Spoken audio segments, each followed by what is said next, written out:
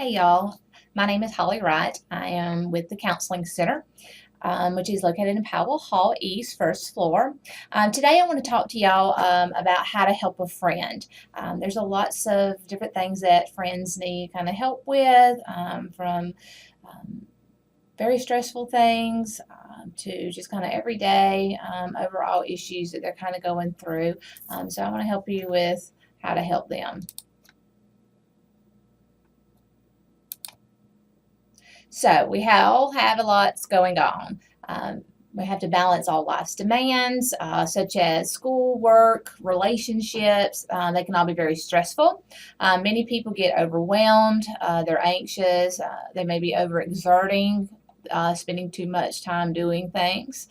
So it can be tough to tell a friend is just dealing with everyday challenges of life or struggling with a larger problem. So, keep in mind a friend in trouble might need some professional help, which we can help them with that, to develop better coping and stress management skills. Or they may be dealing with illnesses like depression, bipolar disorder, and anxiety disorders that generally require attention and treatment. So here are some common signs that a friend needs help dealing with emotional issues or mental health problems. So if your friend has experienced depression, they have a hard time getting out of bed, doing their schoolwork, going to class, just feeling down, really sad all the time, or they're experiencing apathy where they just don't care about anything. If any of those occur, during obligations that they may have, or if it gets in the way of participating in social activities, that is definitely something to keep in mind. Lack of coping skills around day-to-day problems or extreme reactions to certain situations. Let's say somebody's card swipe didn't work when they were trying to go eat at Palms, and they know they have plenty of money on their card, but it didn't work, and they really get very upset, very emotional. They just kind of don't know what to do, how to deal with it, and they react very poorly to that. Kind of some extreme behaviors to do something that could probably simply taken care of. The person experiences extreme highs, referred to as mania, that may include rush thoughts, bursts of energy, sleeplessness, and compulsive behavior, like excessive spending or promiscuous sexual behavior. If a person has experienced severe anxiety, stress, or worrying, constant feeling of sadness or hopelessness. If someone is using more alcohol or drugs, if they use it on a regular basis, that's always something to be concerned about. But sometimes that's what people will do.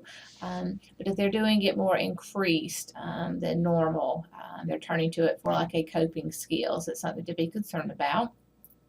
If they ever express thoughts of harming themselves or others, they need to get help immediately. Someone needs to reach out to them, like say a friend, and say, "Hey, I'm here for you. I care for you. Let me help you get some help." That's what we're wanting you to do. So here are some key points you can communicate to a friend in need. You can say something like, "We all go through tough times." Sometimes people see asking for help as a sign of weakness. So you can comfort your friend by giving them an example of a time maybe that you or someone you know struggled and needed support. And let your friend know that they can feel better. Your friend may feel hopeless or like no one can understand or help them. So it's important to make them see that reaching out for support is the first step to feeling better. Mental health problems are treatable and manageable once identified. So sometimes we need a mental checkup in the same way we get other medical exams. It's okay to ask for help. We certainly want to make your friends realize that it's okay to ask for help, whether they're asking for help for you or from a mental health professional. We keep in mind that our backgrounds, cultures, and experiences can have a huge impact on how we view help seeking. Some people may come from families or cultures where asking for help or seeking a mental health professional is shunned or is thought of as weak. Thinking about why a friend might be reluctant to get help can be important in deciding how to suggest they reach out for support. So some do's and don'ts of reaching out to your friend. You do not want to confront the person in a group setting or use blaming techniques. Let's say there's a group of 5 of you, and 4 of you are concerned about one friend. Somebody needs to kind of step up and be that one person, that one friend that goes to that other friend that says, hey, I'm here for you. I noticed, you seem to be having a hard day, or you're not going to classes often. You seem sad. I'm concerned. I just want to let you know I'm here for you. People are much more receptive if you go to them on a one-on-one basis than, let's say, the 4 of you and your friend group of 5 all go to that one friend and say, hey, we're concerned about you. We've been talking. We noticed that, you hadn't been eating very much, or you haven't been going, out with us as often. We are all concerned about you. That's coming from a good place. We recognize that, but that tends to put someone on a defensive mode, attacked, makes it feel like everybody's been talking about them behind their back. So people generally kind of shut down when that we approach is handled. So you definitely want to take that one-on-one. You want to be sure to use those I statements, kind of taking ownership for how you're feeling about this person. That's where that, I care, I've noticed, I want you to know I'm here for you, etc. So there could be times that you aren't comfortable kind of doing it by yourself, and that you may want to get professional help for you and for your friend. For example, the counseling center, a student can come in and say, I'm concerned about a friend. I don't know how to reach out to them or talk to them. I don't know what to do. And we can help facilitate that. We can provide you with some communication skills to how to talk to that friend in general, how to talk to them about coming in perhaps to the counseling center. We can, if a friend wanted to come to the counseling center but they didn't want to come by themselves, you as a friend are welcome to come with them.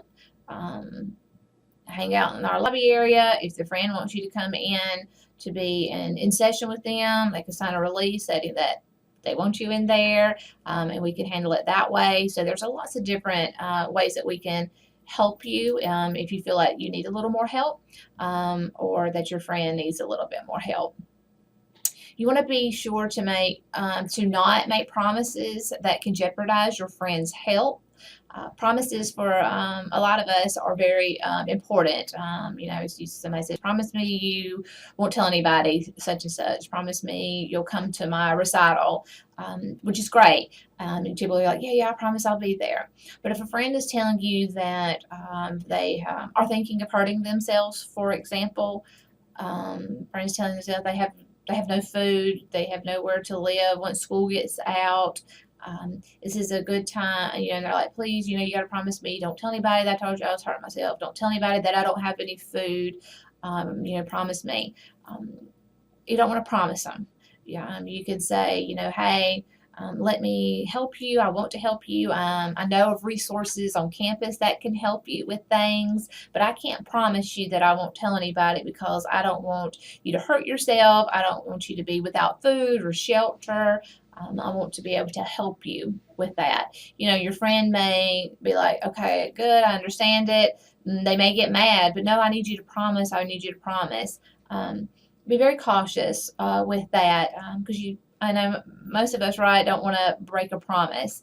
So you don't want to make a promise that I know you can't keep. So keep that in mind for your friend's health as well. Kind of like I was saying a while ago, be willing to go to treatment with a friend. We have students all the time in the counseling center that come over because a friend encouraged them to. A friend was already being seen by one of our counselors, and they recommended it, and they thought, well, I'd go, but I don't want to go by myself, or I don't want to go in to talk to the counselor by myself. Okay, we can help with that. Just get them over to see us, and we'll help you with that from there. And overall, you just want to be a good friend. Your friend, you know how to be a good friend. You know how to listen, to be empathetic, give advice, solicited or not. As a friend, it's kind of what we do. So overall, you want your friends' best interests at heart. You want them physically safe. You want them mentally safe and healthy. And you just want them to be well overall. So just, continue to be that good friend to them that you know how to be. So where can you go for help on campus if you need a little bit more help with your friend? Of course, Counseling Center, again, here on campus, Powell Hall East, second floor. You can call the 229-333-5940, or you can stop by and make an appointment. Easy breezy. If there's any physical concerns, Student Help Center, which is just across the street from us on Georgia Avenue. I think they have some, you can walk in, call and make an appointment if they think they may recommend counseling as well, and then kind of refer you over to the Counseling Center. We work very well together and making sure that our students have that continuation of care.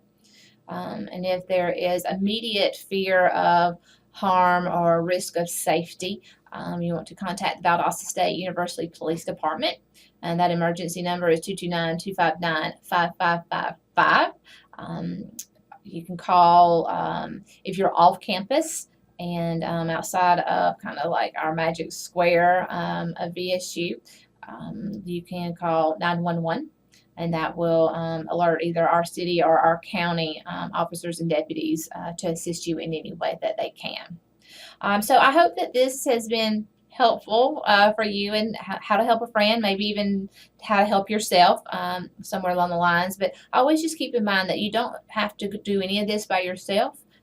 We have lots of great counselors on campus. If you're in the residence halls, you got to have RAs, you've got those RHDs and complex directors, and we have student conduct on campus. There's just lots of different resources that you can utilize, and we're here for you. Every faculty and staff that works here at Valdosta State are here for our students, and we are all happy to do whatever we can do to help you, help a friend, whatever you need. All right, thanks, y'all.